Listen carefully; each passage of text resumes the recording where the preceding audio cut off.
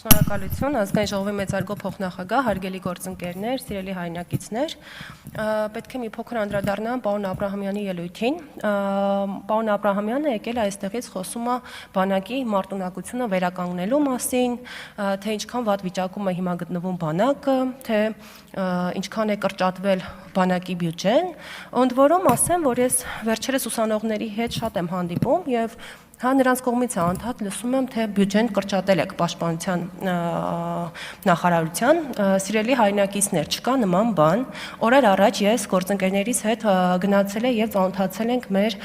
նոր սպառազինություններին, ընդ որում ես ինձ հետ արել եմ նաեւ իմ օգնականին, ով 2020 թվականին ծառայում էր բանակում, հետեւաբար նաեւ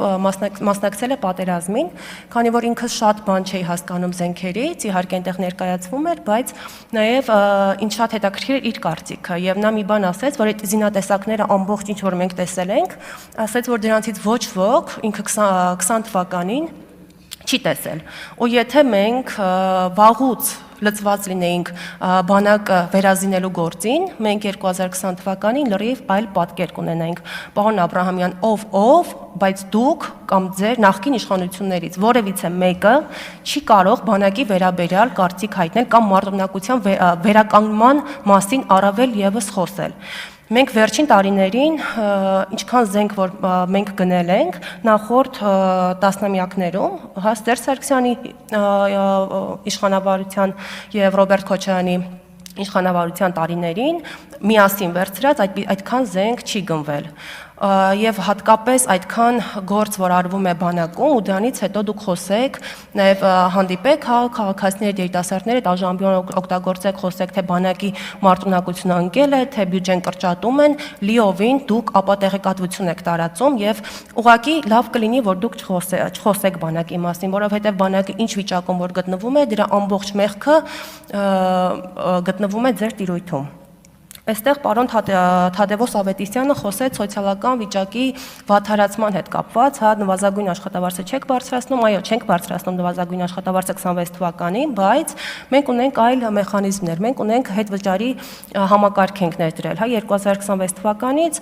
բոլոր քաղաքացիների անկանխի գնումների դեպքում 2% իրենց ծախսած գումարից հետվճար կստանանք։ Մենք ատեստավորման համակարգ ենք ներդրել տարբեր բնակավարներում, կոնկրետ ուսուցիչների հետ կապված մեծ արձագանք կա, ամեն տարի ավելի շատանում են եւ ավելի բարձր աշխատավարձ են ստանում մեր ուսուցիչները։ Նաև կենսաթոշակառուների հետ կապված ասեմ, որ 2026 թվականից հետվճարի համակարգը 12%-ի փոխարեն նրանք կստանան 20% հետվճար պլյուս 2%-ը, որը որ բոլորիս է վերաբերվում, նաև դա կգումարվի եւ առավելագույնը 10,000 դրամ ամսական կարող են յետ գումար ստանալ նաև այն ընտանիքները, որոնք երրորդ եւ յուրաքանչյուր հաջորդ երեխայի համար ամսական ստանում են 50,000 դրամ, նրանք եւս կարող են, այսինքն այդ քեշբեքի համակարգը տարածվում է նաև նրանց վրա եւ նրանք եւս մինչեւ 10,000 դրամ կարող են ամսական ավել գումար ստանալ։ Ինչպես նաև այսօր մենք քննարկեցինք առողջապահության համապարփակ ապահովագրության կներեք ժամանակը վերջացել է, բայց նաև մեր կենսաթոշակառուները, քանի որ ընդգրկվում են նաև 2026 թվականից, էականորեն նաև նրանց առողջապահությանը վերաբերող ծախսերը նաև սրանով դուրս են գալիս։ Այսինքն նրանք նաև պետությունը կհոգա նրանց առողջապահական հարցերը։ Դեռևս այսքանը, շնորհակալություն։